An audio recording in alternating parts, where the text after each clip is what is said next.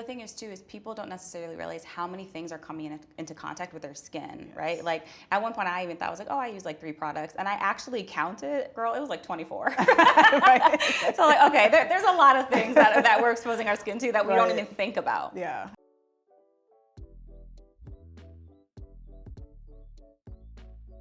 Hello, Health and Her Hue community, and welcome. I'm Dr. Kiyanna Williams. I'm a board-certified dermatologist currently practicing in Cleveland, Ohio, and today we're going to have a candid conversation with Tiffanie about eczema and sensitive skin in Black women and women of color. According to a recent survey of 1,500 people of color with eczema, conducted by Aveeno, half of respondents said that their eczema has had a negative impact on their life overall. And 1 in 4 people of color with eczema feel ashamed of others seeing their skin every day. Let's get into this and much more with Dr. Kiyanna Williams and Tiffanie. Tiffanie, how are you? I'm good. I'm so excited to be here. Hi, everyone. I am Tiffanie Stanard. I'm a tech entrepreneur and a Black woman with skin issues.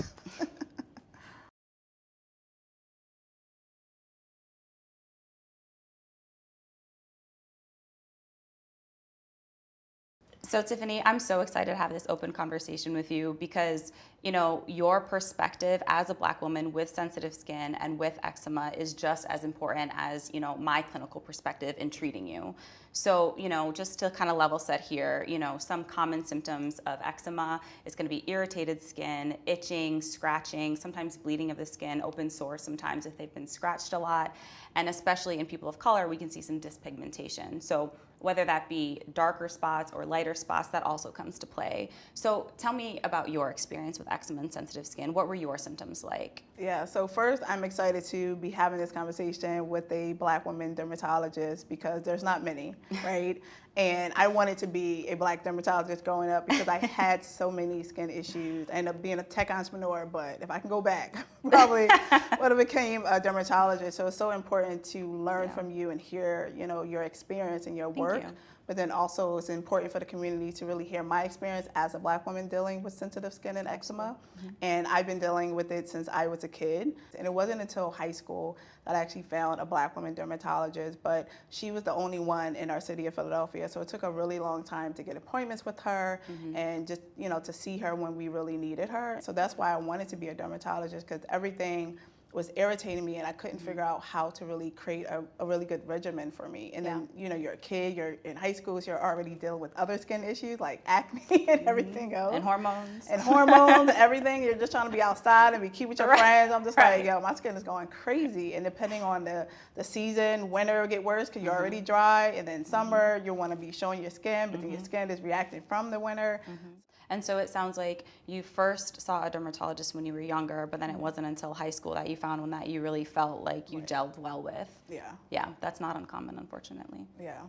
So as a teenager, I understood the importance of going to a dermatologist. And now that I'm in my 30s, I really understand the importance of going to see a dermatologist. So when should I go see a dermatologist as a Black woman? Yeah. So I feel like I get this question a lot, and I personally have a very low threshold on when it's time to see a dermatologist. So specifically to sensitive skin and eczema, you know, you want to go at a time when ideally it's kind of before things have gotten really bad. So obviously we want you to go when things are really bad, right? If you're bleeding, if it's inhibiting, you know, or affecting your quality of life, we want you to come see us for sure.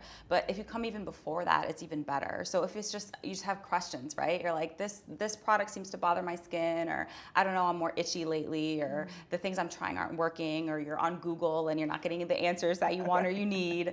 Like, that's time, right? Like, you have a resource, you know, and that's going to be your dermatologist who can answer these questions for you, because you never know. You might be doing something and you thought it was like the best thing for you, and you're going to come see one of us and we're going to be like, nah, sis, that ain't it. So would you say sensitive skin and eczema is hereditary? Does that run in the Black community, in the Black families?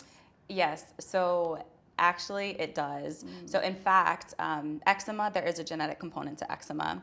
And we kind of, you know, we divide it into infantile, child, and then we call it senile when it first presents later on in age. But in any case, there is a genetic link to eczema. And eczema actually tends to be worse in the Black community. It tends to be diagnosed at worse stages, and it tends to have more body involvement. And then we tend to also see like more scarring, so more dyspigmentation, dark spots, light spots, things like that in skin of color. Wow, Yeah. I did not know that. Because my mom definitely does not have eczema. I would be mad at her as a kid. Like, why your skin don't look like mine? So on my skin, I would get dry patches, a lot of like skin rashes and things of that nature. So how does eczema show up in different types of skin for women of color? Yeah. So I think the way it differs in people of color compared to white patients is really the dyspigmentation. So oftentimes, which is part of the problem in dermatology learning is a lot of the textbooks have white skin and they show erythema, redness, right? And like you can't appreciate redness as much in our skin tones as you can in someone with pale skin. So you don't necessarily see the redness, but what you do see is you see things like scratches, right? So you see those like linear lines, you can tell someone's been digging at their skin. You see scratches, dry patches, like you said, and dyspigmentation. We see that a lot more in patients of color. So whether that be hyperpigmentation, so dark spots, or hypopigmentation. Oftentimes in kids of color, they get lighter spots from where they used to have eczema. Got it. So those are the changes that we see more in skin of color than in other populations. Yeah, so I definitely got a lot of dark spots throughout my years and would start to exfoliate and do things of that nature, which irritated my skin more, but then I wanted to get rid of the dark spots. So how do you help folks really learn about how to do both at the same time? So hyperpigmentation or dark spots, it can, whenever we have inflammation in the skin or any injury to the skin, for whatever reason, as people of color, it's very common that we hyperpigment. And so the first step is always treating whatever's causing that hyperpigmentation, right? So in your case, it's eczema, so then we need to treat the eczema. We need to have that under control. And so getting the eczema under control is always gonna be our number one goal. And then we deal with the dark spots because we're gonna be preventing dark spots from happening, but then we're also, we're calming down that inflammation. And so sometimes that is prescription. So sometimes it's topical steroids, but things at home, it's gentle skincare, like you mentioned earlier. So using products that have oat can really help calm the skin, gentle cleansers and not taking too hot showers, making sure that you're moisturizing. You would not believe how many people don't moisturize their skin. I don't get it, but some people don't. Especially in the summertime for some reason. They really stop lotion all summer. It's like really right, like please moisturize your skin. And that's if you have eczema or not. We need to be moisturizing our skin all year. So when the winter comes, you still look good. Right, exactly. So my dermatologist prescribes steroids, which I didn't like. My mother didn't like as well. So what are some of the common treatments that you're seeing and prescribing to your patients? So eczema, one of the key components of eczema is rather than your skin barrier being completely intact, you have these little cracks. So what that means is basically anything you put on, it kind of seeps into those cracks, and then your body, because you have eczema, doesn't like it. It reacts to those things that have gotten into those cracks. You get inflammation, it makes your eczema worse. Your eczema's worse, you put on more of the scented thing, it goes more to cracks. It becomes like this vicious cycle. Right, exactly. And so it really does start at home. Like treatment starts at home. And then after that, topical steroids are common. We do commonly prescribe topical steroids. Phototherapy, which is light therapy, can be used. And then in severe cases, sometimes we are prescribing oral medications and sometimes injection medications. Okay. Yeah.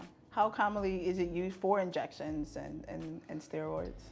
So topical steroids, extremely common. Almost always when you first see a dermatologist, that's gonna be like number one, because if we can control it with what you're doing at home and with the cream, it's better than to put you on something systemic like a pill or an injection if we don't have to.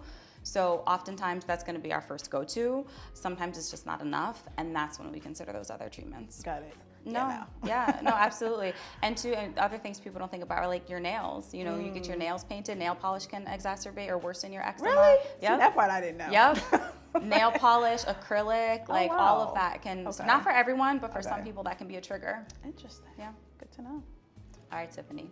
So now that you have me here, this one's on the house, but I want you to walk me through your regimen because it sounds like things are like pretty under control right now.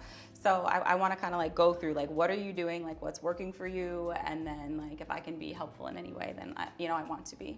Yeah, so I have a pretty strict regimen now. After daily workouts, I start in the shower where I'm using Aveeno's products for sensitive skin, their moisturizing body wash. And then when I get out the shower, utilizing their lotion for sensitive skin or the eczema, I kind of go back and forth between the different lotions. And then I love using Aveeno's Positively Radiant skincare as well because I also have acne prone skin. So a mixture between sensitive and acne prone skin. So I normally start with their facial wash, and then I use a toner and then moisturizer, and then making sure that I have sunscreen from head to toe because it's really important for us to use sunscreen. And thankfully, that was something that my mom pushed on since I was a kid. Music to my ears, music to my ears. Exactly, love it. So love sunscreen. That's how I kind of end my day. And then if I do any makeup for sensitive skin, I make sure to do that afterwards. So that's pretty much my regimen right now. Yeah.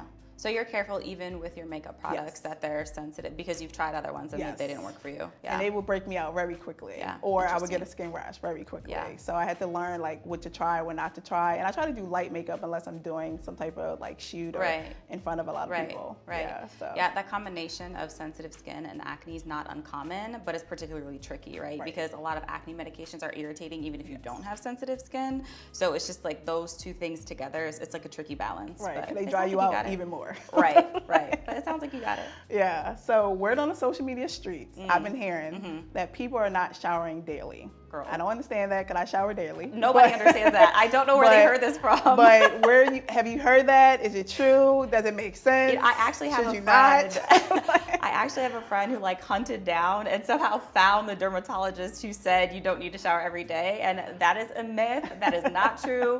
Please, for the love of humankind, shower every day. Right. Yes. But yes, shower every day. Sensitive skin, eczema, you need to shower every day. Just make sure that you don't use a lot of hot water, correct? Yes. Not too hot water, not a lot of strong exfoliators, using gentle things like Aveeno's wash, things like that. Like that's all good. Okay, good. Shower. Good to know. Okay, keep doing what you're doing, everyone. Right. Tiffanie, thank you so much for being here. Treating Black women is one of the biggest privileges and honors of my career, and so it's just been so great to have you here and to hear and to learn from you and your experience. It's so important that we highlight that. And so before we end, though, in Health and Her Hue community, we always ask what people's wish for Black women and girls is. So what's yours? One, thank you so much for having me. I enjoyed this conversation. I can talk about skincare all day, every day. Me too. So my wish, my wish for Black women and girls is for you to talk to each other. We're experiencing a lot of these pains and tribulations with our skin alone, and we're not speaking to each other. We're not speaking to our families, our mothers that went through it but didn't talk about it either. So I wish for us to really talk to each other and build a community, utilize Health and Hue to understand the community that you have and understand that you do not have to suffer with skin issues alone, and understand the importance of just taking better care of yourselves.